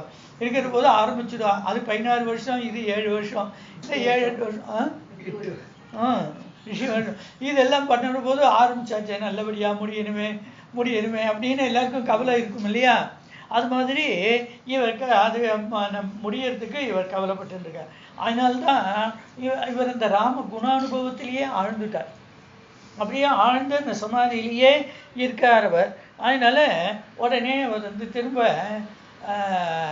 அந்த கதி சொன்னாரோனோ தர்மேன அவேட்சதே கதிம். அந்த கதி எப்படி யோசனை பண்ணிட்டே இருக்கார். உன்னே என்ன சொல்றார், இந்த ராமாயணத்தை இதை ஒரு தடவை அதை ஒரு இண்டெக்ஸ் சொல்லணும். எங்கெங்க சொல்லணும், எதை சொல்லணும், ஆர்டர் இருக்கு இல்லையா. இப்போ ராமாயணத்தை நீங்கள் ஆர்டராக தான் சொல்லணும். பாகவதத்தை கூட நீங்கள் எப்படி வேணாலும் சொல்லிக்கலாம். அது கூட கதைகள் இருக்கு. ராமாயணத்தை நீங்கள் ஆர்டரே மாற்ற முடியாது. ஏன்னா இது ஒரே ட்ராக்ல போயின்னு இருக்குது. பாலகாண்டத்திலேருந்து ஆரம்பிச்சு உத்தரகாண்டம் வரையில் ஒரே ட்ராக்ல போறதுனால அத்தனையும் இவர் அப்படியே மனசுல பார்க்கிறார். பார்த்து ஒரு தடவை சரித்திரத்தை 3வது சர்க்கத்துல பூர்த்தி பண்ணிட்டார். 4வது சர்க்கத்துல எதை எந்தெந்த இதுல ஆர்டரா கோர்வையா கொண்டு வரணும் அப்படின்னு தீர்மானம் பண்றாராம். தீர்மானம் பண்ணி அப்புறம் அந்த என்ன பண்ணினார், வால்மீகி சிஷ்யாளுக்கெல்லாம் சொன்னார். அவெல்லாம் கேட்டு சந்தோஷப்பட்டா. அப்புறம் லவகுச்சாலை ஆசிரமத்தில் தானே இருக்கா, லவகுச்சாலுக்கு சொல்றார். அப்போ அவருக்கு தகவல் கிடைக்கிறது, ராமன் அஸ்வமேத யாகம் பண்ண போறான் கோமதி நதிக்கரையில நைமிசாரண்ய கஷேத்திரத்துல. அங்கதான் மாசக்கணக்கில் தங்கி அந்த பெரிய யஜ்யம் பண்ண போறார். ஏற்பாடெல்லாம் நடந்துட்டு இருக்குன்னு தெரிஞ்சு எல்லா மகரிஷிகளும் போற போது வால்மீகி கிட்ட சொன்னா. வால்மீகிக்கும் ஆசை, நாமளும் போலாமேன்னு அவர் போறார். சீதையும் அழிச்சுன்னு போறார், லவகுச்சாலையும் குழந்தைகளையும் அழிச்சுன்னு போறார். ஆனா சீதையை கொண்டு போய் அவர் பக்கத்துல பத்தினி வேணுமே சங்கல்பத்துக்கு இந்த அங்கோட கொண்டு போய் விடக்கூடாதோ. விட்டவர் கூப்பிடாம எப்படி இவரா கொண்டு போய் விட முடியும்? அவர் வீட்டு விட்டு அனுப்பிச்சுட்டார். இப்ப எப்படி அவர் கொண்டு விடுறது? அதனால ஊருக்கு வெளியிலேயே ஒரு ஆசிரமத்துல அங்க தங்கினார். தங்கிட்டு குழந்தைகளை மட்டும் சொன்னார், நீங்க யாருன்னு சொல்ல வேண்டாம், என்னவும் எந்த விஷயமும் சொல்ல வேண்டாம். நான் இப்போ சொல்லி கொடுத்த இந்த ராமாயணத்தை நீங்கள் கானம் பண்ணுங்க. கானம் பண்ணிட்டு எல்லாம் திரும்ப போங்க. தனியாக ஒரு கேம்ப் அமைச்சிருக்கா இல்லையா, ராஜாவே வந்து பண்ணுறாருன்னா தனியாக ஒரு ஊர் மாதிரியே எல்லாம் அமைச்சிருக்கா, அங்கே நீங்கள் கானம் பண்ணுங்க அப்படின்னு சொல்கிறா. இங்கே ஒரு தடவை கானம் பண்ண போது எல்லாரும் மகரிஷிகள்லாம் அவாவா ஒரு ப்ரெசன்டேஷன் கொடுத்தான்னு ஒரு அத்தனை பேரும், ஏன்னா அவ்வளோ இனிமையாக இருக்குது. தந்திரியிலேயே சமன்விதம், வீணையோட தாளுக்கட்டுக்கு தகுந்த மாதிரி அந்த பதங்கள், ஏன்னா பதங்கள் எல்லாம் அவர் தேடி கண்டுபிடிச்சு போடல, அது பொலபொலன்னு வருது. பொலபொலன்னு வரும்போது அந்த பதங்கள் எல்லாம் ரொம்ப லலிதமான பதங்களாக ராமாயணத்தில் எல்லாமே அமைஞ்சிருக்கு. குழந்தைகளும் அதை லலிதமாக அதுக்கு வந்து அதை இசையோடு கூட சங்கீதத்தோடு கூட பாடிட்டு வந்துட்டு இருக்கா. அப்போது பரதன் மேலே ஊப்பரிகையிலேருந்து பார்க்குறான். டெம்பரரியாக வீடு அங்கே கட்டியிருக்கா, இவெல்லாம் தங்கிறதுக்கு இடம் கட்டியிருக்கா, கெஸ்ட் ஹவுஸ் எல்லாம். அங்கேருந்து பார்த்துட்டு உடனே போய் ராமன்கிட்ட சொல்கிறான், இது என்னமோ கதையெல்லாம் சொல்கிறான், நம்ம கதை மாதிரி இருக்கே அப்படின்னா. அப்படியா, ரொம்ப நன்னா சொல்கிறா, காதுக்கு ரொம்ப இனிமையாக இருக்குது, அப்படி கூப்பிடுங்கிறார். அப்புறம் கூப்பிட்றான். சரி, நாளையிலேருந்து இங்கே அந்த யஜ்யங்களுக்கு நடுவில் விராம காலம் இருக்கும் இல்லையா, அப்போது நாளையிலேருந்து இங்கே சொல்லலாம், நீங்கள் போய் அந்த குழந்தைகளை அழைச்சின்னு வந்து இங்கே சொல்ல சொல்லுன்ட்டார். அப்புறம் சொல்கிறா அப்படின்னுட்டு அது வந்து சொல்கிறேன். சொன்னதும் மறுநாள்லேருந்து எல்லா மகிழ்ச்சிகளும் எல்லாரும் கூட்டிட்டான். எல்லாரும் வால்மீகி அதெல்லாம் வர்ணிக்கிறார். அது வந்து குழந்தைகளை பார்க்குறாலாம், ராமனை பார்க்குறாளாம், ராமனை பார்க்குறா, குழந்தைகளை பார்க்குறான். அப்படியே அச்சில் பார்த்த உருவம் மாதிரி இருக்கு. இந்த ராமன் மாதிரியே இந்த 2 குழந்தைகளும் இருக்கு. இது யாருன்னு தெரியாது, ராமனுக்கே தெரியாது, ஒருத்தருக்குமே தெரியாது, அதை பற்றி யாரும் விசாரிக்கலை. ஆனால் இந்த சரித்திரமும் ராமச்சரித்திரமாக இருக்குது. இது எப்படி இந்த குழந்தைகளுக்கு தெரியும், யார் சொல்லி கொடுத்தா, ஒன்றும் தெரியல. அதெல்லாம் பின்னாடி எல்லாம் பூர்த்தியான பிறகு தான் தெரிய போகிறது. ஆகையினால அப்போது வந்து முதல் நாள் ராமன் சிம்மாசனத்தில் உட்காந்துருக்கா. சபையில் மகரிஷிகள்லாம் இருக்கா, இவா சகோதரர்கள் எல்லாரும், பரதன், லக்ஷ்மணன், சத்ருகுணன் எல்லாரும் இருக்கா. வசிஷ்டர்லேருந்து எல்லாரும் உட்காந்துருக்கா. அப்போது குழந்தைகளை ஆரம்பிக்கலான்னு சொன்னான். அவளும் உடனே அவள் ஹரிகதை ஆரம்பம் அது இல்லையா, அதை கீர்த்தனை ஆரம்பத்துலேருந்து பலபீமான்னு பாடி ஆரம்பிச்சுட்டா. ஆரம்பிச்சதும் லக்ஷ்மணனுக்கு இதிலெல்லாம் ஒன்றும் ருச்சி கிடையாது. அவன் ஏதோ அடுத்தாப்புல இன்னும் காரியம் பண்ணணும் தான் அவன் பிஸியாக இருக்கான். சத்ருகுணனும் அப்படிதான் இருக்கான். பரதன் என்ன பண்ணியிருக்கான், அவன் வந்து ராமன் என்ன சொல்கிறாரோ கண்ணை மூடிட்டு இந்த ராம தியானத்தில் இருக்கான். அப்போது ராமன் சொல்கிறா பாருங்க, இப்போ ரொம்ப அழகான 32வது ஸ்லோகம் பாருங்க, 4வது சர்க்கத்தில். உவாச்ச லக்ஷ்மணம் ராம சத்ருக்னம் பரதம் ததா சூயதாமிதமாக்கியானம் அனயோகோ தேவவர்ச்சசோகோ. 2 தேவலோகத்திலேருந்து வந்து இறங்கின குமாரர்கள் மாதிரி இவா 2 பேர் வந்திருக்காளே, அஸ்வினி தேவர்கள் மாதிரி வந்திருக்காளே, தேவவர்ச்சசோகோ இவா வந்திருக்காளே. இங்க சுயதாம் இதம் ஆக்கியானம் அனயோகோ தேவவர்ச்சசோகோ 32. அதனால அனயோகோ தேவவர்ச்சசோகோ, இந்த தேவவர்ச்சசோடு தேவலோகத்திலேருந்து இறங்கி வந்த தேவர்கள் போல காந்தியோடு பிரகாசிக்கின்ற இந்த 2 குழந்தைகள் கதை சொல்றாளே. சுயதாம் கேளு, எங்கேயோ பராக்கு பார்த்துட்டு இருக்கேன், ஏதோ காரியமா இருக்கே. வாத்தியார் பாடம் நடத்திட்டு இருக்கிற போதே பையங்க ஒருத்தன் அண்ணன் பேசிட்டு இருப்பான், ஒருத்தன் என்னமோ கவனிச்சுட்டு இருப்பான், ஏதோ பண்ணிடுவான். ஏய் கவனிங்கிற மாதிரி கதை சொல்றான், கேளுங்கடா எல்லாரும் அப்படின்னு ராமர் சொல்றாரா. அது முதல் வரி பாருங்க, புவாச்ச லக்ஷ்மணம் ராமஹா. லக்ஷ்மணனை முதல்ல லக்ஷ்மணனை கூப்பிட்டார். ஏன்னா லக்ஷ்மணனுக்கு சும்மா இருந்து பழக்கம் கிடையாது. அதனால ஏதானு காரியம் பண்ணிட்டு இருந்தா பிஸி, ரொம்ப ஆக்டிவா இருப்பான். அவனை உட்காந்து தியானம் பண்ணுனாக்க உட்காந்து 1 மணி நேரம் கதை கேளுன்னு எல்லாராலையும் முடியாது. அதுக்காக சொல்றாரு அவர். உடனே சத்ருகுணம் பரதம் ததா, உடனே சத்ருகுணனை கூப்பிட்டாரா. ஏய் எல்லா காரியமும் அப்புறம் பார்க்கலாம், அது என்னாச்சு இது என்னாச்சு, சாயந்தரத்துக்கு ராத்திரி சாப்பாட்டுக்கு மளிகை சாமான்லாம் எல்லாம் இருக்கா, ஆர்டர் கொடுக்கணுமா, என்ன கொடுக்கணும், அடுத்தாப்புல காரியங்கள் நிறையா இருக்கணும் அந்த யஜ்ஞ வாட்டத்தில். அப்படியெல்லாம் ஏதானும் யாரெல்லாம் புதுசாக வந்திருக்கா, எல்லாரும் சாப்பிட்டாச்சா அப்படின்னு எல்லாம் நிர்வாகத்தில் இருக்கிறவா பார்க்க தானே செய்வான். ஒன்றும் பண்ண வேண்டாம், பேசாம இங்கே வந்து உட்காந்துக்கொண்டார் பக்கத்தில், கதையை கேளு அப்படின்ட்டார். உவாச்ச லக்ஷ்மணம் ராமஹா சத்ருக்னம் பரதம் ததா. ஆகையினால என்ன தெரியுது, இந்த ராமாயணத்தை கேட்கறதுல ராமனுக்கு மட்டும் ஆசை இல்லை, மற்ற வேலையும் தூண்டுறார். அதனால எல்லாரும் கேளுங்கோ, ஏன்னா இது அவ்வளோ பரமசிரேயஸை கொடுக்கக்கூடியது இல்லையா. ஆகையினால பெரிய இது சொல்றார் அவர். அப்போ அவரெல்லாம் பாட ஆரம்பிக்கிறார் அப்படின்னு சொல்றார். உவாச்ச லக்ஷ்மணம் ராம சத்ருக்னம் பரதம் ததா சூயதாமித ஆக்கியானம் அனயோகோ தேவவர்ச்சசோ. என்ன தெரியுது இதுலேருந்து? எல்லா கதையை காட்டிலும் ராமகதை கேட்கறது தான் சௌக்கியம். கடைசி 34 2வது வரி பாருங்க. இது அந்த 34வது ஸ்லோகமே அழகுதான். ஹலாதயன் சர்வகாத்ராணி மனாம்சி ஹிருதயானி ச ஸ்ரோத்ராஸ்ய சுகம் கேயம் தத்பவோ ஜனசம்சதி. இது வால்மீகி சொல்ற வாக்கு இல்ல, தன்காவியத்தை தானே பெருமையா சொல்லிவிட. என்ன மாதிரி யாராலும் பாட்டு பாட முடியுமா? என்ன எப்படிப்பட்ட பாட்டு, என்ன ராகம், என்ன அப்படின்னு தனக்கு தானே சொல்லினா நன்னா இருக்குமோ? நன்னா இருக்காது. இங்க சொல்றார். அப்ப இது யார் சொல்றா? ஹலாதயன்னு சர்வ காத்திராணி. எல்லாரும் காத்திராணினா, காத்திரம்னா சரீரம். அந்த சரீரத்தையே ஹலாதயன்னு சந்தோஷப்படுறதான். அப்படியே மயிர்கூச்செடியை கேட்கிறான்னா, யோக வாசிஷ்டத்துல ராமனோட இந்த 20 சர்க்கங்கள்ல முதல் பிரகரணத்துல கேட்ட கேள்வியெல்லாம் கேட்டுட்டு அங்க கூடி இருந்த பண்டித பாமர வாசி இல்லாமல் அத்தனை மகரிஷிகளுக்கும், அத்தனை மந்திரிகள், அத்தனை முக்கிய பிரதானிகள் எல்லாருக்கும் மயிர்கூச்செறிஞ்சதுன்னா, எப்படி மயிர்கூச்செறிஞ்சதுன்னு சொல்ற போது அவ மேல போட்டு இருக்கிற ட்ரெஸ்ஸை மீறிட்டு அந்த மயிர் வெளியில அந்த சட்டையெல்லாம் மீறிண்டு வந்ததுன்னு யோக வாசிஷ்டத்துல சொல்லியிருக்கா. அப்படி அந்த ராமனோட பேச்சு இருந்தது என்பதைக்கு சொல்றேன். இங்க வால்மீகியோட பேச்சு, அதுவும் வால்மீகி வாக்கியம் தான். இங்க ஹிருதய ஹலாதயன்னு சர்வகாத்திராணி, அதாவது கண்ணுக்கு இனிமை, காதுக்கு இனிமை, சொல்றதுக்கு இனிமை, அத்தனை இனிமையா இருக்கு எல்லாமே. அந்த சப்தங்கள் விழற போது அந்த வைப்ரேஷன் இந்த சரீரத்துல பட்டு விழற போது அந்த உங்களுக்கு நீங்க மெடிக்கல் ட்ரீட்மெண்ட்டே வேண்டாம். அதனால வைப்ரேஷன் சொல்றோம் இல்லையா, அந்த சப்தத்துக்கு அவ்வளவு பவர் இருக்கு. இந்த சப்தத்துக்கு அது யோக வாசிஷ்டத்துல சொல்ல போற எவ்வளவு சப்தத்துக்கு பவர் இருக்கு அப்படின்னு. அதனால இந்த ராமாயண ஸ்லோகங்கள் வேத துல்லியமா இருக்கிறதுனால அந்த சப்தங்கள் அப்படியே எதிரொலிச்சு சரீரத்தில் இருக்கிற வாட்டத்தை போக்குறது, மனசுல இருக்கிற வாட்டத்தை போக்குறது. அப்புறம் மனாம்சி ஹிருதயானிச்சா, ஹிருதயத்துக்கு சந்தோஷத்தை கொடுக்கறது, மனசு அமைதியாக ஆயிடுறது ராமச்சரித்திரத்தை கேட்கும் போதும் படிக்கும் போது. அதோட இல்லை ஸ்ரோத்திர சாவிய சுகம், அதை கேட்கறதுனாலேயே அந்த காதுக்கு இனிமையா இருக்கணும். காதுக்கு இனிமையா இருக்கிற போது மனசுக்கும் இனிமையா இருக்கணும். அது சந்தோஷத்தை கொடுக்குற மாதிரி இருக்கணும். தத்பவோ ஜனசம்சதி, அந்த ஜன கூட்டத்துல அப்படி அந்த ராமாயணம் இருந்தது. ராமனே எல்லாரையும் கேளுங்கோன்னு அவனே தூண்டுறான் அப்படின்னு சொன்னதும் ஆரம்பிக்கிறார். அப்படின்னா 5வது சர்க்கத்திலேருந்து ராமாயணத்தை ஆரம்பிக்கிறார். 5வது சர்க்கத்துல அயோத்தியா வர்ணனம் சொல்றார்.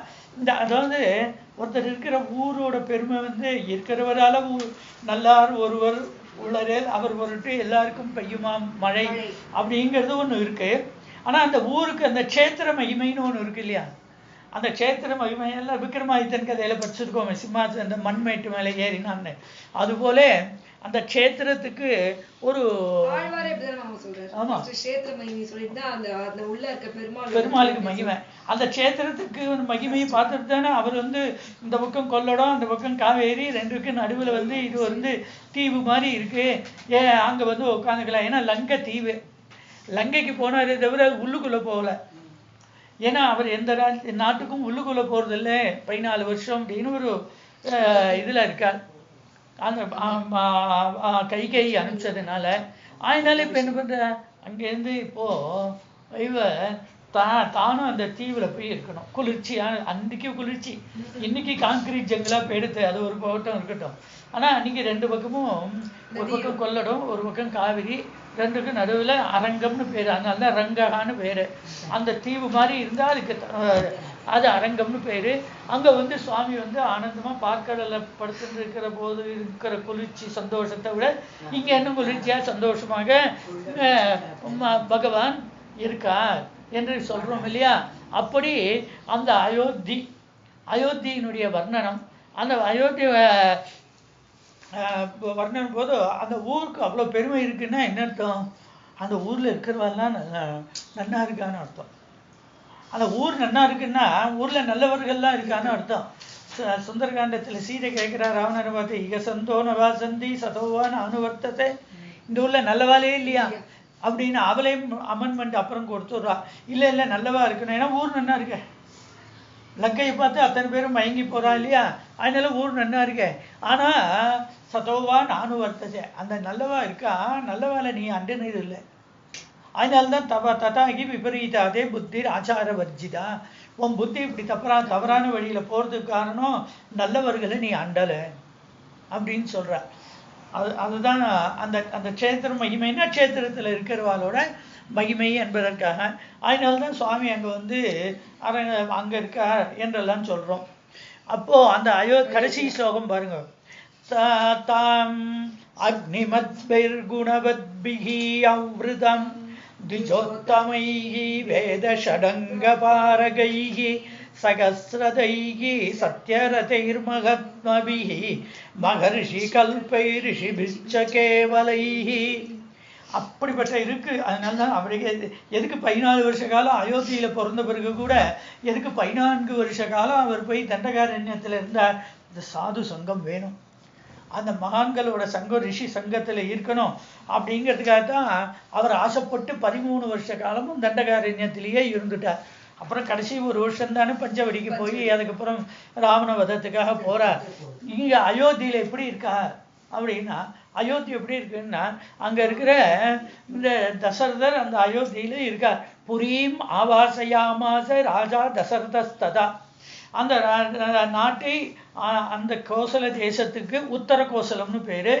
அந்த சரையூ நதிக்கு வடக்க இருக்கிறது உத்தர கோசலம், அதுக்கு தெற்க இருக்கிறது தட்சிண கோசலம்னு பேரு.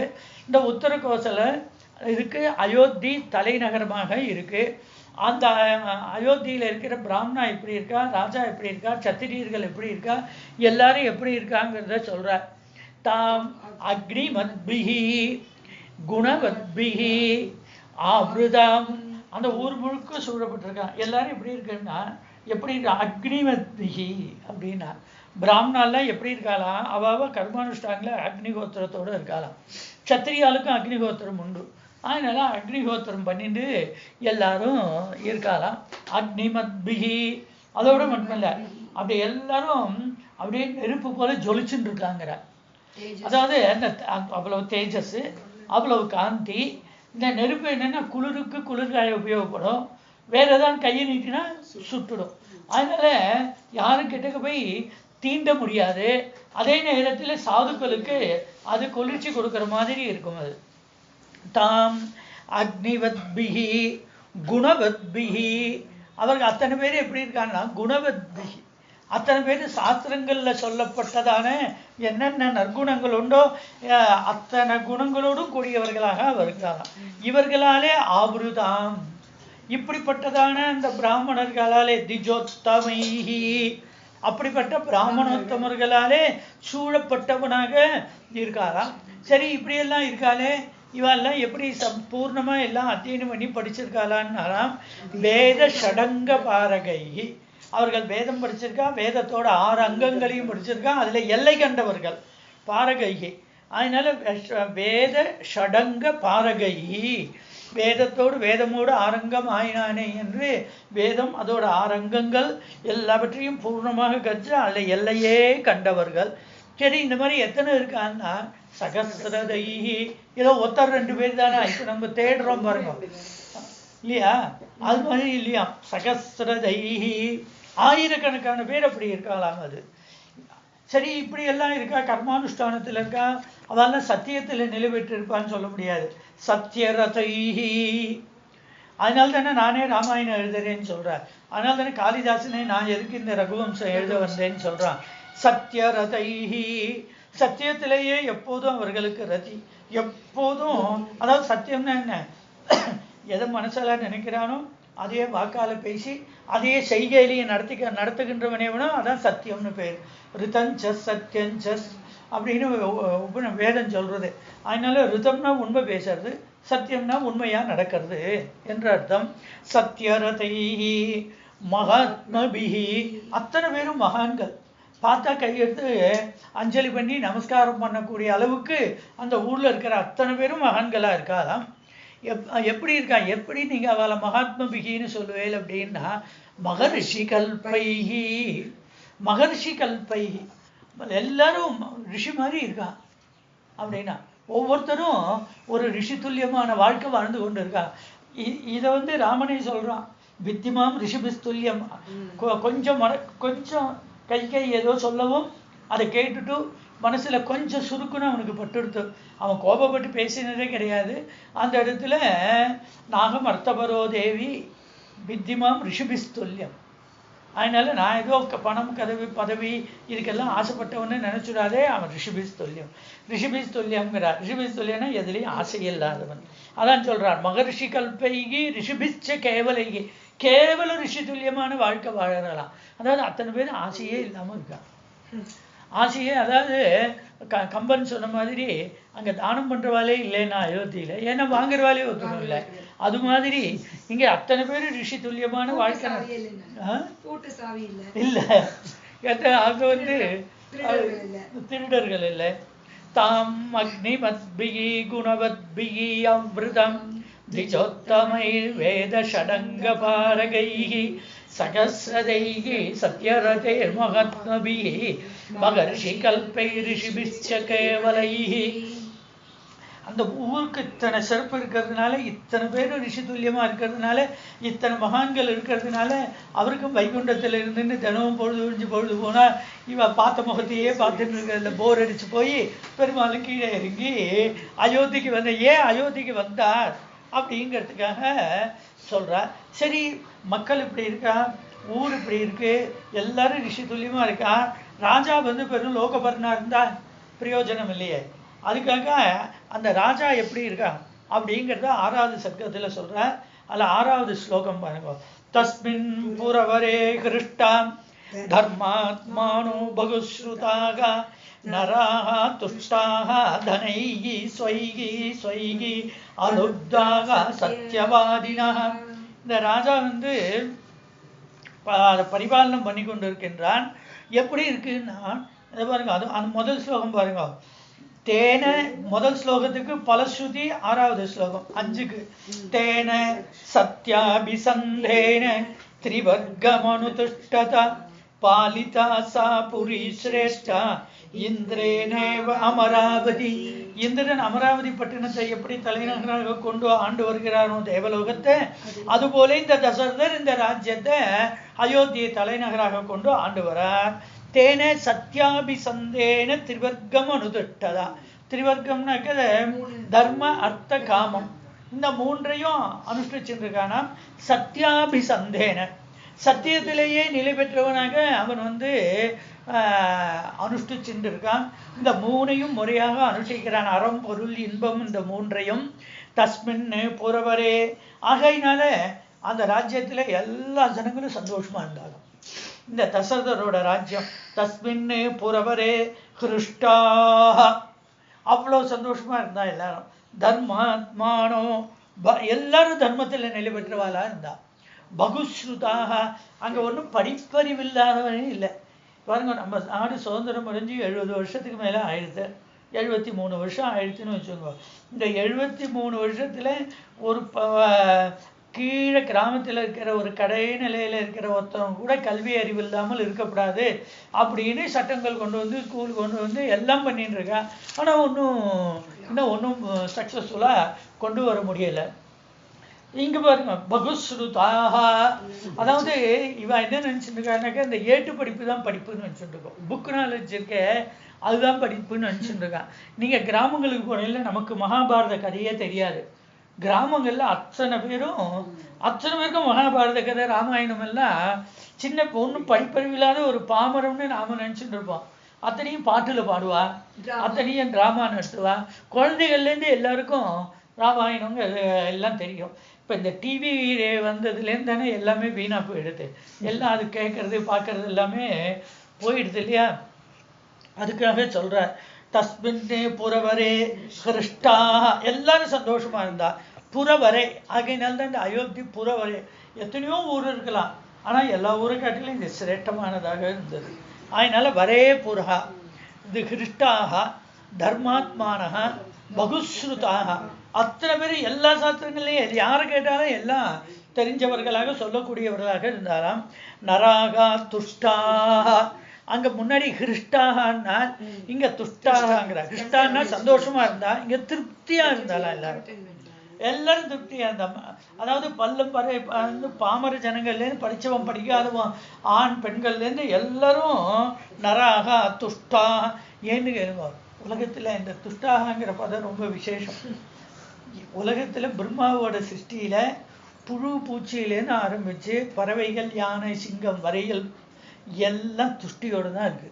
இந்த மனுஷன் ஒத்தன் தான் துஷ்டியே இல்லை, திருப்திங்கிறது இல்லாத ஒரே யோக வாசித்தத்துல சொல்ல போறார் அடுத்த சர்க்கத்துல.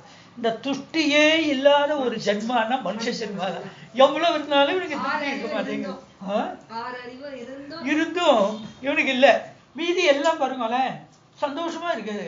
ஆகையினாலேயே அங்க வந்து கோர்ட்டு கிடையாது, போலீஸ் கிடையாது, ஆஸ்பத்திரி கிடையாது, டாக்டர் கிடையாது. அயோத்தியில இல்ல, பறவைகளுக்கு மிருகங்களுக்கு பேர்ட்ஸுக்கு அனிமல் கிங்டத்துல கிடையவே கிடையாது. ஏன்னா எவர் ஹாப்பி. ஆனா நம்மளுக்கு அப்படி இருக்க தெரியல. இவ்வளவு இருந்தாலும் என்னமோ என்னத்தையோ பறிகொடுத்த மாதிரியே ஏதோ இருந்துட்டு இருக்காங்க பாருங்க.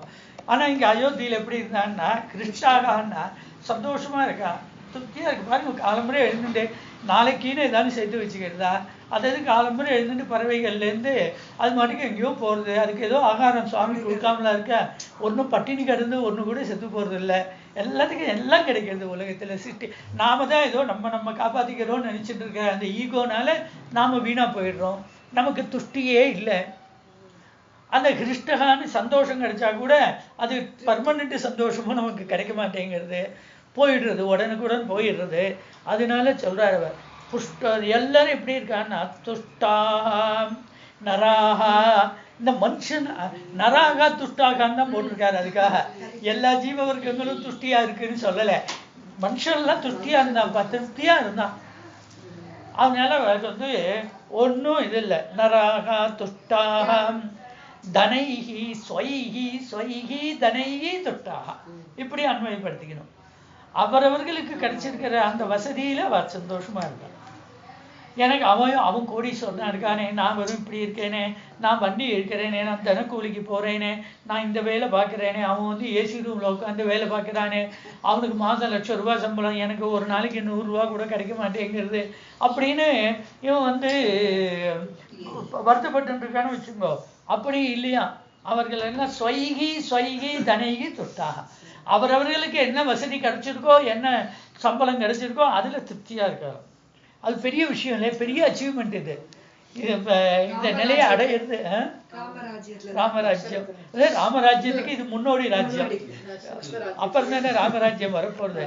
நராகா துஷ்டாக தனைகி ஸ்வைகி ஸ்வைகி அலுப்தாக. ஒருத்தனு கூட அல்பத்தனம் இல்லை, பேராசை இல்லை. பேராசையே இல்லை, திருப்தியா இருக்கு. அப்புறம் என்ன ஆசை வர போறது? துஷ்டகான்னு சொல்லிட்டாரு தான். அதனால திருப்தியா இருக்கிறதுனால அவளுக்கு ஆசையே வரவே இல்லை. அதனால ஸ்வைகி ஸ்வைகி அலுப்தாக சத்தியவாதினா. அத்தனை பேரும் சத்தியத்தையே பேசுறவாளா இருந்தா. இந்த வால்மீகிக்கு அதுல ரொம்ப ஆசையா இருக்கு. எல்லாரும் சத்தியத்துல இருக்கா, ராஜா இருக்கா, அங்க இருக்கிறவா இருக்கா, எல்லாரும் சத்தியத்திலேயே இருக்கா அப்படிங்கிறதுக்காக சொல்றாரு அவர். எல்லாரும் சத்தியவாதினா, எல்லாரும் சத்தியம் பேசுறவாளாவே இருக்கா. அப்பேற்பட்ட பெருமைங்க. அதாவது இதான் சாரம். இந்த ராஜாவோட ராஜ்யம் எப்படி இருக்குன்னா, இந்த மக்களை பார்த்தா அவன் அந்த யதா பிரஜா ததா ராஜா சொல்ல மாட்டோம், யதா ராஜா ததா பிரஜா. அதனால சொல்றார் அவர், தஸ்மின் புரவரே ஹிருஷ்டா தர்மாத்மானோ பகுஸ்ருதாக நராக துஷ்டாக தனைகி ஸ்வைகி ஸ்வைகி அலுப்தாக சத்தியவாதினாக. அடுத்தாற் போல 7வது சர்க்கத்துல இந்த மந்திரி சபை, அந்த மந்திரிகளை வர்ணிக்கிறார். ஏன்னா ராஜா மந்திரிகளை வச்சிருந்தானே ராஜ்யத்தை நிர்வாகம் பண்றார். இந்த ராஜா இப்படி இருக்கா, ஊர் இப்படி இருக்கு, ஊர் ஜனங்கள் இப்படி இருக்கா, எல்லாம் சொல்லிட்டார். அப்புறம் அந்த கேபினெட் எப்படி இருக்கு, மந்திரி சபை எப்படி இருக்கு. மந்திரி அவர் பிரைம் மினிஸ்டர் சரியா தான் சார் இருக்கார், மந்திரிகள்லாம் ஒன்றும் சரியில்லை அப்படின்னு சொல்லக்கூடாது இல்லையா. அவ வந்து சரியா இல்லை அப்படின்னு எதுவும் சொல்லக்கூடாது. அதுக்காக சொல்றார் அவர் எப்படி இருக்கார் அப்படின்னா மந்திரிகள் எல்லாம் வர்ணிக்கிறார். வர்ணிச்சுட்டு கடைசியில 22வது ஸ்லோகம் பாருங்க. பிரஜானம் பாலனம் குர்வன் அதர்மம் பரிவர்ஜயன் விஸ்ருதஸ்திரிஷு லோகேஷு வதான்யः சத்யசங்கரः. அங்க எப்படி இருக்காருன்னா, ராஜாவுக்கு அத்தனை பேரும் அந்த ராஜாவுக்கு அனுகூலமா இருந்து எல்லாம் பண்ணிட்டு இருக்கான். அதுக்கு முதல் ஸ்லோகத்துல 2வது வரி பாருங்க. அவேட்சமானாச்சாரேண பிரஜா தர்மேன ரஞ்சயன். அவருக்கு உலகம் முழுக்க ஒற்றர்கள் இருக்காதான் மந்திரிகள். அது அத்தனை இன்ஃபர்மேஷனும் இந்த காலத்துல கம்யூனிகேஷனுக்கு இவ்வளவு ஃபெசிலிட்டி இருக்கு, எல்லாம் இருக்கு. இருந்தாலும் பல விஷயங்கள் வருது இல்லை, வர விஷயங்கள்ல பாதி பொய்யா இருக்கு. ஆமா, இங்க எப்படி இருக்கு அப்படின்னா, அவேட்சமான சாரேனா பிரஜா தர்மேன ரஞ்சியன். பிரஜைகளை திரும்பியும் ராஜா மட்டும் இல்ல, மந்திரிகளும் தர்மத்தினால அவர்களை சந்தோஷப்படுத்தினாலாம். இப்படின்னா இருக்கணும் மந்திரிகள் அப்படின்னு ரஞ்சயன்னு. அதுக்கப்புறம் தான் இந்த ஸ்லோகம் பார்க்கணும். பிரஜானம் பாலனம் குர்வன்னு. பிரஜைகளை பரிபாலனம் பண்ணிட்டு இருக்கா. ஏன்னா ராஜாவே நேரம் பார்த்துட்டு இருப்பார் ஒவ்வொன்றுக்கும். அவர் நேரம் எதுலேயும் ஒன்றும் பார்க்க போகிறதில்ல. மந்திரி சபை மூலமாக தானே எல்லாம் மந்திரிகள் தானே, அதுக்கு டிபார்ட்மெண்ட் வைஸ் பிரித்து கொடுத்தாச்சு. அப்போ அந்தந்த டிபார்ட்மெண்ட்டில் அவாவா பார்த்துட்டு இருக்கா. அப்போது என்னாச்சு, அங்கே எல்லாம் டீசென்ட்ரலைஸ் பண்ணி தான் கொடுத்துருக்காருன்னு சொல்கிறார் அவர். பிரஜானாம் பாலனம் குர்வன்னு. எப்படி பிரஜைகளை பரிபாலனம் பண்ணுறான்னா, அதர்மம் பரிவர்ஜயன். அதர்மத்தை விட்டுட்டு தர்மத்தை கடைப்பிடிக்கிறான்னு ஒரு வார்த்தை சொல்லக்கூடாதோ, சொல்லலை பாருங்க. அதர்மம் பரிவர்ஜயன். அதர்மம் வர்ஜயன்னா விடுறதுன்னு அர்த்தம். பரிவர்ஜயன்னு எதை பரிவர்ஜயன்னு? அதர்மத்தை பரிவர்ஜயன்னு. எது அதர்மம், சாஸ்திரம் எது கூடாதுன்னு சொல்லியிருக்கோ அது அதர்மம். பரின சமந்தாதுன்னு அர்த்தம். வெறும் வர்ஜயன்னு வேற போல, பூர்ணமாக தர்மத்துக்கு மாறுபட்டது எதுவும் அவளிடத்துல பேச்சில் இருக்காது, செய்கையில் இருக்காது, எதுலேயுமே இருக்காதான். அவர் போடுற சட்ட திட்டங்கள் எதுலேயும் அதர்மத்துடைய சம்பந்தமே இருக்காதான். அப்படி அதர்மத்தை சுத்தமாக விட்டு தான் பூர்ண தர்மத்தில் இருந்து பரிபாலனம் பண்றாளாம். அதனால என்னாச்சுன்னா, தசரதரை காட்டிலும் அந்த மந்திரி சபைக்கு தான் வெளியே எல்லா 3 லோகங்கள்லையும் ரொம்ப பிரபலமா புகழ் ஜாஸ்தியா. விஸ்ருதிஷு லோகேஷு. 3 லோகங்கள்லையும் விஸ்ருதா, பூலோகம் புவர்லோகம் சுவர்லோகம் 3 லோகங்கள்லையும் என்ன ராஜ்யம். அவர் என்னையா ராஜா என்ன சார் பண்ணுவார், அவர் பொம்மை ராஜா. இந்த மந்திரி சபை பாருங்க, அப்படி ஒரு மந்திரி சபை அமைஞ்சிருக்கு, அவருக்கு மந்திரிகள் அமைஞ்சிருக்கால, அவளால் தானே அந்த கேபினட்டோட பெருமை தான் இத்தனை பெருமையும் அப்படின்னு சொல்றா இல்லையா. அது அப்புறம் அவள் எப்படி இருக்கான்னா, வதான்யனா கொடையாளின்னு அர்த்தம். அத்தனை பேரும் ஜனங்களுக்கு எது வேணாலும் ராஜா பட்ட பர்மிஷன் வாங்கி தான் கொடுக்கணுங்கிறது இல்லை, இவாளே ராஜா பவர் கொடுத்துருக்கார். அதனால இப்போ எவ்வளோ டீசென்ட்ரலைஸ் பண்ணி கொடுத்துருக்காரு பாருங்க பவர் எல்லாம். அதனால இவரே முடிவு எடுத்துடலாம். இது இனிமேல் மந்திரி சபை கூட்டி தான் பண்ணல, அவளுக்கு ஒரு பவர் கொடுத்துருக்கா. அந்த பவரில் யார் எது கேட்டாலும் எல்லா வசதியும் பண்ணி கொடுத்துருவாளாம். வதான்யகான்னாக்கா வெறும் கொடை பொதுவாக வதான்யகான்னாக்கா கொடையாளின்னு அர்த்தம். அது மட்டும் இல்லை, யார் எதை விரும்புகிறாலோ விரும்புறதெல்லாம் கொடுக்குறவன் வதான்யகா. சத்தியசங்கரா. அத்தனை பேரும் எப்படின்னா சத்தியத்திலேயே நிலை பெற்றவராக திரும்ப ஒவ்வொன்றிலையும் அதை கொக்கி போட்டு சொல்லிகிட்டே வராதவர். சத்தியத்திலேருந்து மாறாமல் சத்தியத்திலேயே ஈடுபாடுடையவர்களாக இருக்கிற இப்படிப்பட்ட மந்திரிகளோடு கூட அவர் ராஜ்யத்தை பரிபாலனம் பண்ணி கொண்டு இருக்கார். அதனால பிரஜானாம் பாலனம் குர்வன் அதர்மம் பரிவர்ஜயன் விஸ்ருதிஷு லோகேஷு வதான்யஹா சத்யசங்கரா. இப்படி அவர்கள் பரிபாலனம் பண்ணி கொண்டு இருக்கிற போது அவருக்கு ரொம்ப நாளாக சொல்லி முடியல. இருந்தாலும் என்னைக்கான ஒரு நாளைக்கு நீங்கள் அதை வெளிப்படுத்தி தானே ஆகணும் மனசில் இருக்கிற தாபத்தை. அதனால அவர் இந்த மாதிரி தவலாலபிய மமலாலப் பாருங்க. 9வது ஸ்லோகம் தான் இல்லை சாரபூதமான ஸ்லோகம். அதில் 8வது பாருங்க, அதுக்கு 9வது ஸ்லோகத்துக்கு பூர்வாங்கம் 8வது. மமலாலப்யமானஸ்ய புத்திரார்த்தம் நாஸ்தி வை சுகம் ததர்த்தம் அயமேதேன யக்ஷாமீதி மதிர்மம. இந்த மாதிரி எனக்கு குழந்தை இல்லையேன்னு ரொம்ப மனசு கடந்து துடிக்கிறது, அடிச்சுக்கிறது, கவலைப்படுறது, எனக்கு சுகமே இல்லை. ஆகையினாலே அதுக்காக ஏதோ தோஷம் இருக்கிறதுனால தானே புள்ள பொறுக்கலை. அதனால அந்த தோஷம் நீங்கிறதுக்கு ஹயமேதேன அஸ்வமேத யாகம் பண்ணலான்னு யோஜனை பண்ணுறேன் அப்படின்னு சொல்கிறேன். மத்திரும்பமா அது நான் முடிவு பண்ணிட்டேன்னு சொல்லலை. அஸ்வமேத யாகம் பண்ணலாம் அப்படின்னு மனசுல ஒரு ஆலோசனை இருக்கு. ஆகையினாலே ஆசைப்படுறேன். அதை பாருங்க 9. ததகம் எட்டுமிச்சாமி சாஸ்திரதிஷ்டேன கர்மணாம் கதம் பிராப்ஸ்யாமி அகம் காமும் புத்தி ரத்ர விசாரியதாம். அதனால நீங்க எல்லாம் அந்த மகரிஷிகள், அதுக்கப்புறம் கேபினட்டு எல்லாரையும் கூப்பிட்டு வச்சு தசரதர் அவள்கிட்ட சொல்றார். அதனால ததகம் எட்டுமிச்சாமி, அதனால அஸ்வமேத யாகம் பண்ணலாமோன்னு நினைக்கிறேன். ஏன்னா ரொம்ப நாள் ஆச்சு இந்த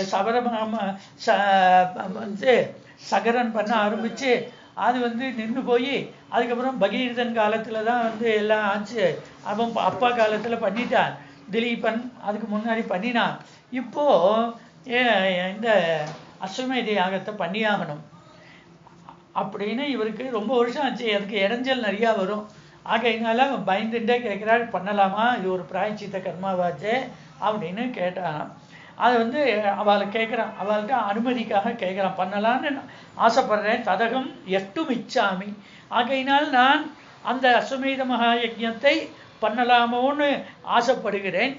அது சாஸ்திர திருஷ்டேன கர்மனா, சாஸ்திரங்கள்ல எப்படி சொல்லப்பட்டிருக்கோ அதுபடி என் இஷ்டத்துக்கு நாம பண்ணுவோம். எதுவுமே நீங்க அது பக்தியா இருக்கட்டும், ஞானமா இருக்கட்டும், கர்மாவா இருக்கட்டும், எதா இருந்தாலும் நம்ம இஷ்டத்துக்கு எதுவும் பண்ணினா அதுக்கு சாஸ்திரம் சொன்ன பலன் கிடைக்காது. நான் என்ன இஷ்டத்துக்கு எது வேணாலும் பண்ணலாம், அது தனி. பக்தியில பண்றேன், அதுல பண்றேன்னு, பட் பலன் என்ன வரும் அப்படின்னு பார்த்தா வராது. விபரீதமான பலன் வேற வந்துடும். அதான் கஷ்டம். அதனால சாஸ்திர திருஷ்டேன கர்மனா, சாஸ்திரங்கள்ல இப்படி சொல்லப்பட்டிருக்கோ அது மாதிரி அந்த கர்மாக்கள் பண்ண ஆசைப்படுறேன். அது அஸ்வமேத யாகம் பண்ணலாமோன்னு எனக்கு தோன்றது. அதனால என்னோட அஸ்வமேத இவனுக்கு ஆசை எதுல சொல்லிடுறான், எனக்கு அஸ்வமேத யாகம் பண்ணணும்னு ஆசை இல்லை, புல்லு பொறுக்கணும். அந்த பையன் பொறுக்கிறதுக்கு எனக்கு இது இறைஞ்சலா இருக்குமோ, ஏதோ பாபம் இருக்கு இறைஞ்சலா, அதனால அந்த பாப நீக்கத்துக்கு அஸ்வமேத யாகம் பண்ணலான்னு நினைக்கிறேன். கதம் பிராப்ஸ்யாமி அகம் காமம், என்னுடைய விருப்பத்தை நான் எப்படி பூர்த்தி செய்து கொள்ள முடியும். அதனால சொல்றான், காமம் புத்திக்கு அத்திர விசாரியதா. அதனால நீங்க எல்லாரும் விசாரம் பண்ணி பண்ணலாம்னா நான் பண்றேன், இல்லை வேண்டாம்னா வேண்டாம், இல்லை வேற ஏதானும் பண்ணலாம் அப்படின்னு நீங்க தீர்மானம் பண்ணா பண்ணணும். ராஜாவா இருந்து கூட அவன் நினைச்சா நான் இதான் பண்ண போறேன், எல்லாரும் நீங்க எல்லாம் இருந்து நடத்தி வைங்க அப்படின்னு சொல்லலை பாருங்க. அதான் அந்த ராஜாவா இருந்தும் கூட எவ்வளவு தூரம் அவளுக்குள்ள இடத்துல ஒரு டெமோக்ரஸி இருந்திருக்குங்கிறதுக்கு காமிச்சு கொடுக்கிறார் நமக்கு. ததகம் எஷ்டுமிச்சாமி சாஸ்திர திருஷ்டேன கர்மனா கதம் பக்ஷ்யாமி அகம் காமம் புத்திரத்ர விசாரியதாம். இதை கேட்டதும் மகரிஷிகளுக்கு எல்லாம் பரம சந்தோஷம். ததகா சாது சாது இதி தத் வாக்கியம் பிராமணாக பிரத்யபூதியன். வசிஷ்டர் முதலானவர்கள் எல்லாரும் சாது சாதுன்னு அதை கொண்டாடினாலாம். ஏன்னா அவ நமக்கு நிறைய தட்சணை கிடைக்கும், ராஜா யஜ்யம் பண்ணா, அதுக்காக கொண்டாடலை, நல்ல காரியம் பண்ணோன்னு ஆசைப்படுறாரு. ராஜ்யத்துக்கு நாட்டோட சுபிட்சத்துக்கு தானே ஆசைப்படுறார். இவருக்கு இந்த ராஜ்யத்துக்கும் ஒரு வாரிசு வேணுமே என்பதனாலேயும் அவர் ஆசைப்படுறது நியாயம்தானே. ஆகையினாலே அந்த பார்த்திவசிய முகாது சுதம் வசிஷ்ட பிரமுகா சர்வே பிரத்யபூஜையன்னு, அந்த கூடியிருந்த வசிஷ்டன் முதலான அத்தனை பேரும் அந்த ராஜாவினுடைய பார்த்திவசிய முகாச்சுரம், ராஜாவினுடைய வாக்கிலேருந்து வந்ததான அந்த வார்த்தைகளை கேட்டுவிட்டு அவ்வளவு சந்தோஷத்தை அடைஞ்சு அப்படியே செய்யலாம் அப்படின்னு சொன்னாராம். சரி பண்ணிடுவோம், எல்லா ஏற்பாடும் பண்ணுங்கன்னு சொல்லிட்டார். சொல்லிட்டு தன்னோட பர்சனல் ரூமுக்கு பொழுதும் சுமந்திரரோட போறார். அங்கே பொழுது சுமந்திரர் உங்கள்கிட்ட கொஞ்சம் தனியாக பேசணுங்கிறார். என்ன தனியாக பேசணும் அப்படின்னா, இல்லை முன்னொரு தடவை நான் தேவலோகத்துக்கு போயிருந்த காலத்தில் சனகாதி முனிவர்கள்லாம் பேசியிருந்தா, அப்போது உங்களை பற்றி பேச்சு வந்தது. அப்போது உங்களுக்கு எதிர்காலத்தில் 4 பிள்ளைகள் பிறக்க போகிறான்னு பேச்சு வந்தது. ஆனால் அவன் அஸ்வமேத யாகம் பண்ண போகிறா. எப்போ ஆயிரக்கணக்கான வருஷங்கள் முன்னாடியே இப்போ நடக்க போகிறத சொல்லியிருக்கா. அப்படி இந்த அவள் பேசின காலத்தில் நான் எப்போ பக்கத்தில் இருந்தேன். அவர் வந்து புத்திரகாமேஷ்டி யாகம் பண்ணுவார். பண்ணினோம்னா இந்த ரிஷ்யசிங்கர் அழிச்சுன்னு வந்து தான் பண்ணணும், பண்ணினாதான் குழந்தை பிறக்கும் அப்படின்னு சொல்கிறார். அதனால நீங்கள் போய் ரிஷ்யசிங்கரை அழிச்சுன்னு வாங்கோ, அழிச்சுன்னு வந்தால் அவரை வச்சுட்டு நம்ம புத்திரகாமேஷ்டி பண்ணலாம். வசிட்டர் மற்ற மகரிஷிகள்லாம் வச்சுட்டு அஸ்வமேத யாகம் பண்ணிடலாம் என்று சொல்கிறார். உடனே தசரதருக்கு ரொம்ப சந்தோஷம். சரி, அந்த ரிஷ்யசிங்கருக்கு அப்படி என்ன பெருமை அப்படின்னு சொன்னார். அந்த ரிஷ்யசிங்கருடைய சரித்திரத்தை எடுத்து சொல்கிறார். எடுத்து சொல்லிவிட்டு இங்கே வந்து அடுத்த 9வது சர்க்கத்தில் அந்த ரிஷ்யசிங்கருடைய சரித்திரத்தை சொல்கிறார். சொல்லிட்டு அதில் 10வது ஸ்லோகம் பாருங்க. பிராமணன் சுதவிருத்தாஞ்ச சமானிய பிரவக்ஷதி பவந்தகா சுததர்மானோ லோகசாரித்ரவேதினா. அப்போ அங்க தேசத்து ராஜா, அவனுக்கு வந்து அவனோட பொண்ணு தான் சாந்த. அந்த அங்க தேசத்து ராஜா வந்து முன்னாடி எல்லாம் சரியா பிரஜைகளை ரட்சிக்கலை, தர்மத்துக்கும் மாறுபட்டு நடந்துட்டான். அப்படி அவன் மாறுபட்டு நடந்து கொண்டதுனாலேயே நாட்டில் பஞ்சம் வந்துடுது. 12 வருஷ காலம் ஆச்சு, மழை பெய்யலை. மந்திரிகள்லாம் கூப்பிட்டு ஆலோசனை பண்ணினான். அப்போது பிராமணானு சுத பிருத்தாஞ்ச, நன்றாக கற்றவர்களும் வேதம் படித்தவர்களும் சாஸ்திரம் அறிந்தவர்களும் வயதில் பெரியவர்களுமான சமானிய அவர்கள் எல்லாரையும் கூப்பிட்டு அவள்கிட்ட பேசினா. பவந்தகா சுத தர்மானோ லோகசாரித்திர வேதினா, உங்களுக்கு எல்லா தர்மங்களும் நன்றாக தெரியுமே, ஆகையினாலே இதுக்கு ஏதோ எங்கிட்ட தான் பாபம் இருக்குன்னு தெரியறது. நீங்கள் அதுக்கு வந்து பிராயச்சித்தம் சொல்லணும், இந்த நாடு நன்றாக இருக்கணும், ஜனங்கள் கஷ்டப்படுறதை பார்க்கறதுக்கு எனக்கு முடியல அப்படின்னு. அந்த 11வது ஸ்லோகம் தான் சாரம் பாருங்க. சமாதி சந்து நியமம் பிராயச்சித்தம் ததா பவேத் யுக்தாஸ்தே ததோ ராஜா ததோ ராஜ்யா சர்வே பிராமண சத்தமாக. உடனே பிராமணா எல்லாரையும் கூப்பிட்டு அவள் இடத்துல இப்படி ஆலோசனை கேட்டான். அவள் உடனே சொன்னா, இதுக்கு வந்து ஒரே வழி இருக்கு, நீ எந்த கோபம் பெரிய யஜ்யங்கள்லாம் பண்ணதுனால மழை வராது, யாரானும் இதுலேருந்து தான் வள்ளுவரே எழுதியிருக்கணும். அதான் நல்லார் ஒருவர் உலகில் அவர் பொருட்டு எல்லாருக்கும் மழை. நல்லவர்னா ரிஷிசிங்கர் மாதிரி நல்லவராக இருக்கணும், பிரபஞ்சமே தெரியாதவராக இருக்கணும் இல்லையா, உலகமே தெரியாதவருக்கு ஒன்றுமே தெரியாது. அப்படிப்பட்ட அந்த ரிஷிசிங்கர் பக்கத்து காட்டில் இருக்கா. அவள் அப்பா பேர் விபாண்டகர்னு பேர். இந்த விபாண்டகர் ரொம்ப கோபிஷ்டர். இந்த ரிஷிசிங்கர் பிரபஞ்சமே அறியாதவர், குழந்தை மாதிரி இருக்கிறவர். அவரை அழிச்சுன்னு வந்தால் இங்கே வந்து நம்ம மழை வந்துடும் அப்படிங்கிறா. அது எப்படி அவரை அழிச்சுன்னு வருதுன்னு ராஜா கேட்குறான். அவரை அழிச்சுன்னு வரதுக்கு நீங்களே போய் எல்லாரும் விபாண்டகர்கிட்ட போய் நமஸ்காரம் பண்ணி பையனை அனுப்புங்கன்னு அனுப்புங்களேன்னா. இல்லை, அவர் பையனை படி தாண்டா பத்தினி மாதிரி வாசப்படி தாண்டாமல் ஆத்தோடு வச்சுருக்கேன், அனுப்ப மாட்டார். அதனால வேற ஏதானும் சூதுவாது பண்ணி தான் அழிச்சுன்னு வரணும்னு சொல்லி அழகான பெண்கள் எல்லாம் அனுப்பிச்சு, இங்கேருந்து நிறையா பட்சணங்கள் எல்லாம் பண்ணி அனுப்பிச்சு, மனுஷனை மயக்கிறதுக்கு என்னென்ன உண்டோ எல்லாத்தையும் அனுப்பிச்சு அந்த ரிஷிசிங்கிற மயக்கி ஊருக்கு அழிச்சுன்னு வந்துடுறான். அழிச்சுன்னு வந்து ஊர் எல்லாம் முழிச்சதுமே மழை வந்துடுது.